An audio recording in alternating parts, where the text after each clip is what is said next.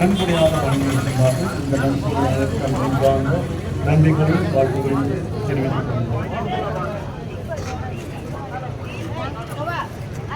பிரியமானவர்களே, வருகிற ஞாயிறு புத்தாண்டு இறையாசிர் தியானம் நடைபெறும். ஆகவே காலை 8 மணி முதல் மதியம் 1 மணி வரை இந்த தியானமானது நடைபெறும்.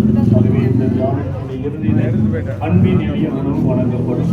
இந்த புத்தாண்டு இறையாசிர் தியானத்தை நமக்காக வழிநடத்துபவர் தந்தை மரியே டெல்லஸ், சிவகங்கை மறை மாவட்டத்தை சார்ந்த குருவானவர், நல்ல ஒரு மறையுரையாளர். இந்த புதிய ஆண்டிலே இதனுடைய ஆசீர்வாதங்களை பெறுவதற்கு நல்ல ஒரு தியானத்தை வழங்கக்கூடிய தந்தை. ஆகவே இந்த தியானத்திலே குடும்பமாய் பங்கெடுக்கும்படியாக அன்போடு கேட்டுக்கொள்கிறேன்.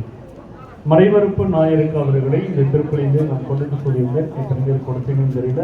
கொடுக்காதவர்கள் வருகிற ஞாயிறு காலை திருப்பலியிலே நீங்கள் இந்த ஞாயிறும் மறைவறுப்பு ஞாயிறுக்கு அவர்களை கொடுக்கும்படியாக கேட்டுக்கொள்கிறேன். பிரியமானவர்களே,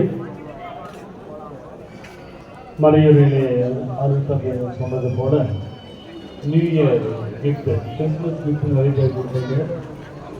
மிக மகிழ்ச்சி. இந்த கிறிஸ்துமஸ் கிஃப்டை குறித்து நிறைய பேர் பாராட்டு சொன்னாங்க. லோக்கல் யாரும் பாராட்டு சொல்லல, நியூசிலாந்து ஒரு அம்மா வந்து அது நன்றி சொல்லி போனாங்க. அதாவது இந்த கிறிஸ்துமஸ் மேலே மகிழ்ந்து உண்ட உங்கள் அனைவருக்கும் மிகாத நன்றிகள். நீங்கள் கிஃப்ட் என்ன கொடுப்பீங்க? நீங்கள் கிஃப்ட் பார்த்து சொன்னதே தான்.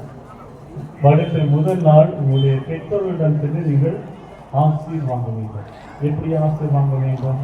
முழங்கால் படிக்க அது ஈஸியாக சொன்னார். அப்படி சொன்னாங்க. பெரிய பிள்ளை காலில் சாஸ்தானமாக விழுந்து நீங்கள் பெற்று வாங்க வேண்டும்.